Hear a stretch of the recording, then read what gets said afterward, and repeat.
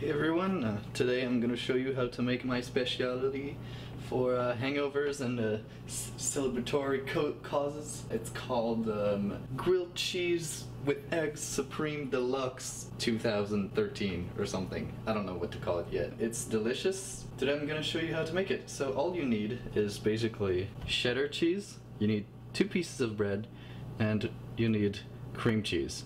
Also 2 eggs. You can also use bacon if you're feeling really adventurous. You can use better brand of cheese like brie cheese or something like that. In another variant is to use croissant instead of bread, and that makes it just so much more delicious. But again, I don't have that, so let's just do it without. First, what you'll want to do is put the cheese on your bread like this, the cheddar cheese like this, until all of your pieces are well on your bread. At the end it should look like this. And so now you take your second piece of bread and with the knife add the cream cheese generously.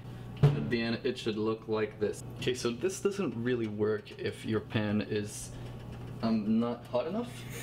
The good way to test it is just to throw some water on it. If it does this noise, it's hot enough. And also, this recipe won't work if your pan sticks. The advantage with this pan is that it doesn't stick if it's like medium heat. And this is very crucial. Like, just forget the recipe if it sticks. You're gonna want to put some butter.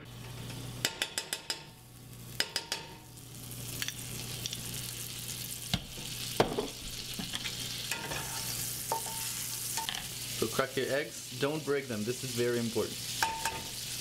Don't break the yolk, I mean. It works better if you have a big pan and your eggs don't touch each other when they cook. The trick is to like probe the sides so that they really don't stick. You know, move them around in your pan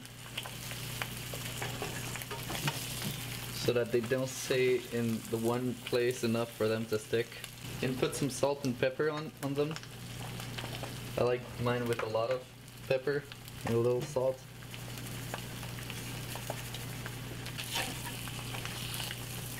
Now comes the tricky part. You're gonna want to flip your eggs without breaking them. That is very crucial. There's nothing more crucial in this recipe than the eggs not breaking. You're gonna want to do that very gently.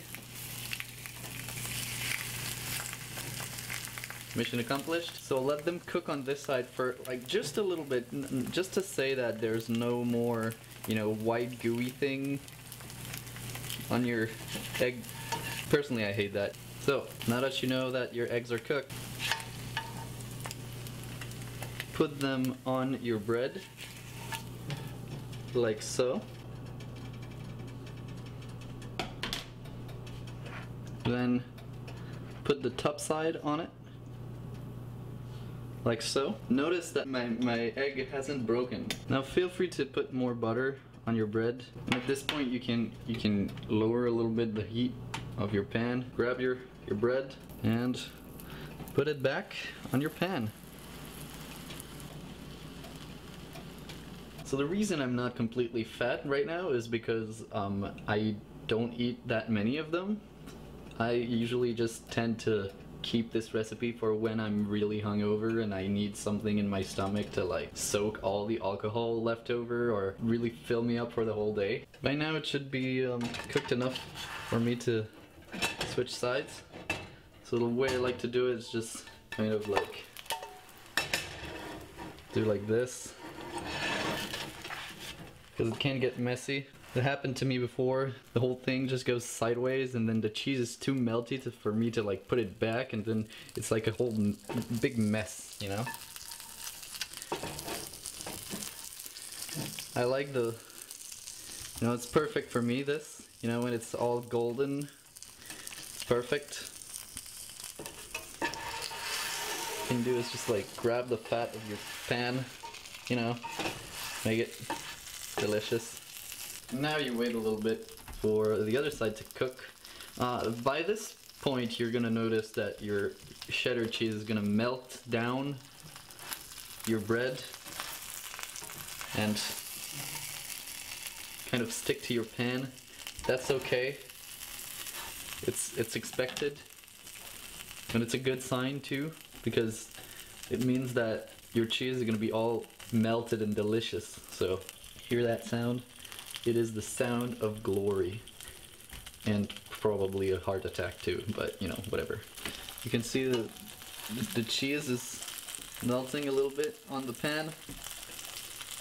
How delicious is that? And it doesn't even stick, look, it's just perfect.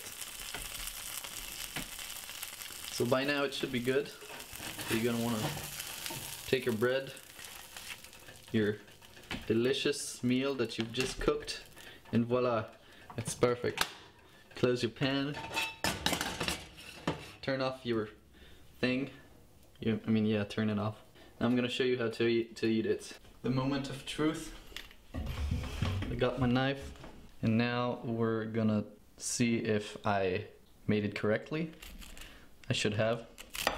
So you cut it diagonally because you don't want to upset, you know, the higher powers by cutting it in half the other way. And yes, look at this knife. You can see that the yolk is still very runny. And this is what you want your sandwich to look like. All perfect. You can dip it in your yolk and eat this beautiful mess of deliciousness. So that's it.